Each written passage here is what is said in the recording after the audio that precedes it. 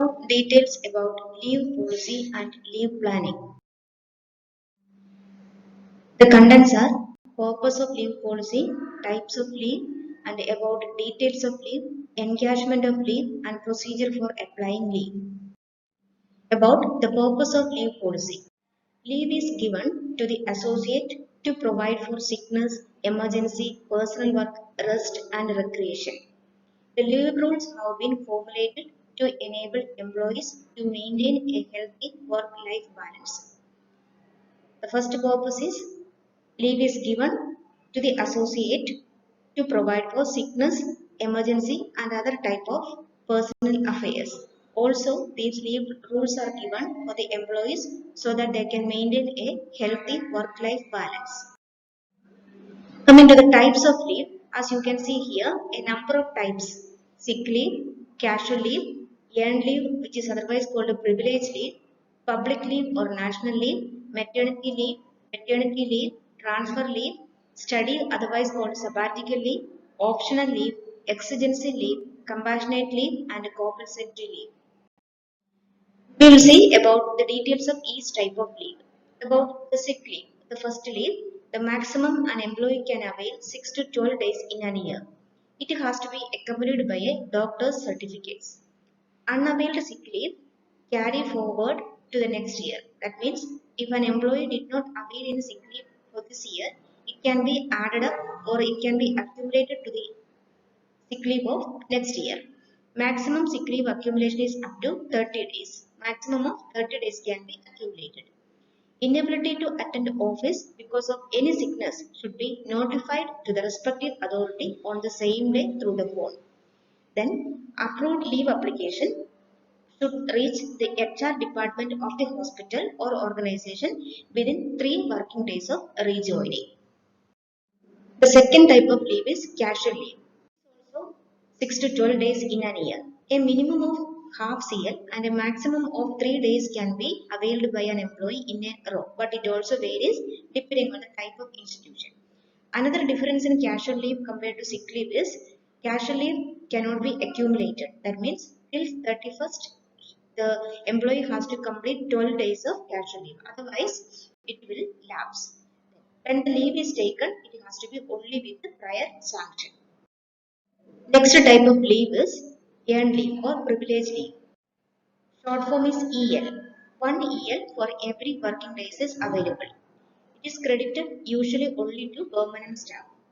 Then during the probation period, the employee is not eligible to take earned leave. After the probation, it can be availed. Then it can be availed only on prior permission or prior approval. Half day EL cannot be taken.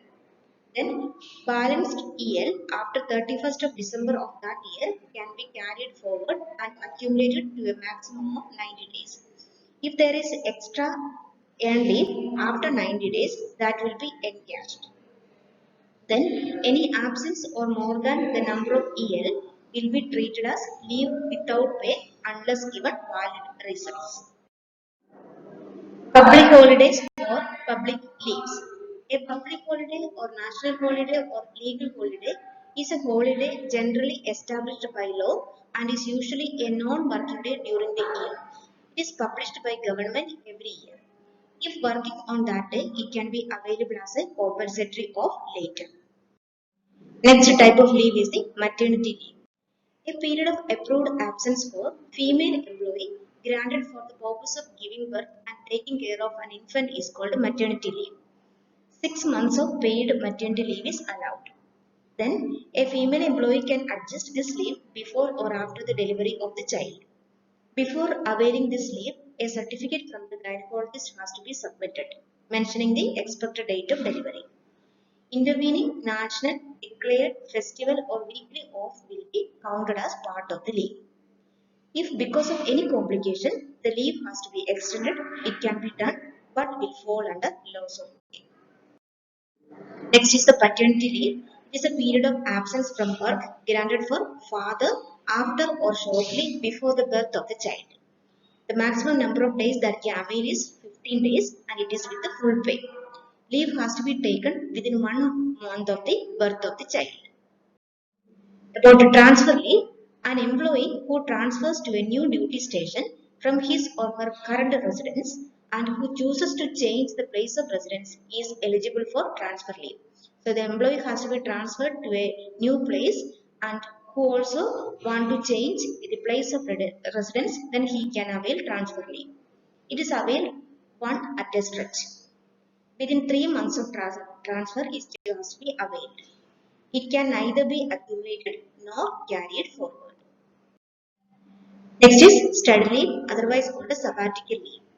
It is granted to an employee to pursue higher studies with the guarantee to resume job within the same organization on completion of the leave or on completion of the study. The sabbatical leave is exclusively for scientific or academic work at any relevant institution in India or abroad. It has to be sanctioned by the head of the department and head of the organization. It is the leave without pay. Next is optional leave. In optional leave or restricted leave, the employee can choose to work or not work. It is based on their choice, but it is a paid leave if it is taken. Next leave is exigency leave, that is available or only given to the members of a military man when they are deployed or when they are moved for military action. Next, compassionate leave is the time away from the work that an employer allows for personal reason, especially when a member of the family dies or seriously ill. Compassionate leave can be taken as a single continuous 2-day leave or two separate periods of 1 day each. Next, compensatory leave. As mentioned earlier of this video, if an employee chooses to work on national festival declared or weekly off day, he can avail it as a compensatory leave later. But it is only with the approval of the head of the department or concerned authority. Then the compensatory off has to be availed within a period of 3 months from the date it has been worked. Only 2 days of compensatory leave can be availed at this. Next, about encashment of leave. Encashment of leave means an employee will receive the cash for the leaves which are not taken by the employee. Then the encashment is available for earned leave or privilege leave or annual leave. It is done once a year. That means if the employee does not take any of these leave, he can apply for encashment based on the basic pay he is received, and it is done once a year. Once it is encashed, it cannot be carried over or it cannot be accumulated. Coming to procedure of applying leave or leave planning. The available leave balance is to be checked by the employee with the head of the department or HR department. The leave has to be duly filled up within the concerned leave application form. The application has to be forwarded by the employee to their department head for approval. The department head is authorized to either grant or disapprove the leave on valid grounds. The approved leave application by the head of the department should be submitted to the HR department for recording and subsequent processing. So the employee has to check with the HR department how many leave is balanced. Then he has to fill the application form. It has to be signed by the employee and it has to be approved or by the head of the department. The approved leave application should be submitted to HR department for further processing. Cancellation of leave. The department head can also cancel the leave once sanctioned on situational or when the need arises. If the employee proceeds to leave after its cancellation, then those days will be treated as absence from duty and the rules pertaining to absence from duty will be applied. About extension of leave, when it is necessary, the employee can extend the leave but only with the permission of the head of the department or head of the organization. Then, in case an employee overstay, the unsanctioned leave will be treated as absent from duty and the rules for absence of duty applies in this situation also. Coming to absence from duty.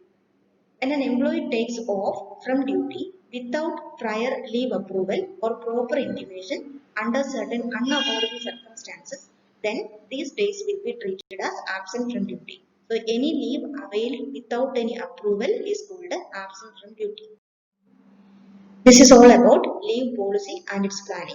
Thanks for watching and listening.